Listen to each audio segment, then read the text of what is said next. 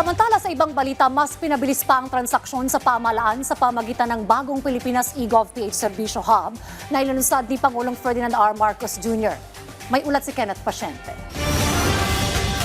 Mas pinadali at pinabilis na serbisyo publiko. Iyan ang target ng pamahalaan sa paglulunsad ng bagong Pilipinas eGov.ph Serbisyo Hub sa San Juan City na pinangunahan mismo ni Pangulong Ferdinand R. Marcos Jr.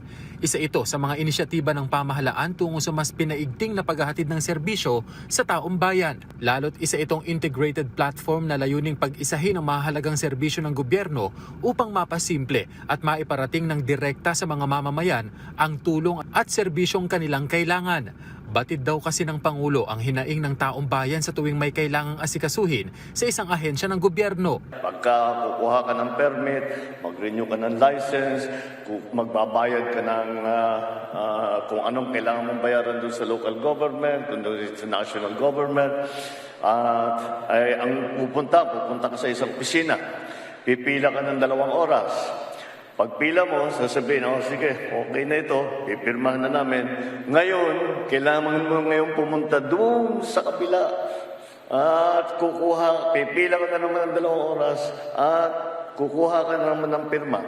Pagdating mo doon sa pangalawa, sasabihin sa'yo, kulang pa ito ng clearance. Kailangan mo pang pumunta sa office na ganito-ganyan. Pipila ka na naman ng katagal-tagal. Yan daw ang dahilan kaya nabuo ang inisyatiba ng BPESH na naisakatuparan sa pangunguna ng Presidential Communications Office o PCO. Alinsunod na rin ito sa pagtulak ng administrasyon para sa isang accountable at maaasahang pamamahala. Kabilang sa mga pangunahing serbisyo ay ang pag-grant ng medical financial assistance, libreng legal counseling at consultation, job matching opportunities at iba pang government services gaya ng application para sa clearances at legal records at iba pa na hatid ng iba't ibang ahensya ng gobyerno. As I said, it's not only here in Luzon, Metro Manila, we will also do the same thing for all the local governments around the country. And I think that is a very, very important development because we are trying to make things easier for our kababayan so that they can go about their business na hindi naman sila nahihirapan at kung ano-ano pangangailangan na nauubos ang oras nila. Sometimes it takes more than to get the normal clearance.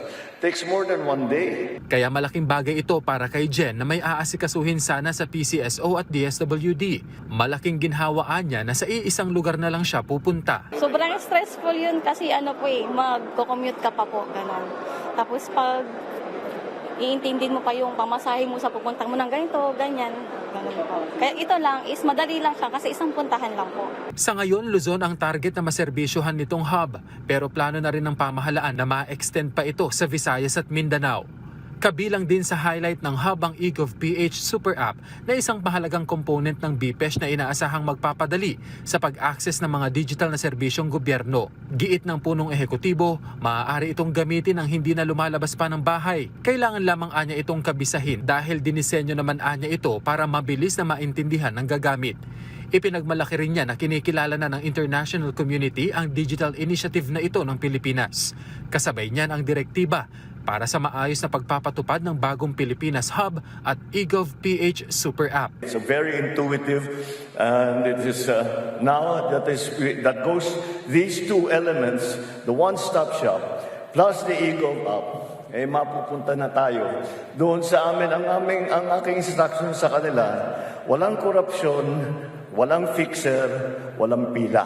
Kenneth Pasyente para sa Pambansang TV sa Bagong Pilipinas.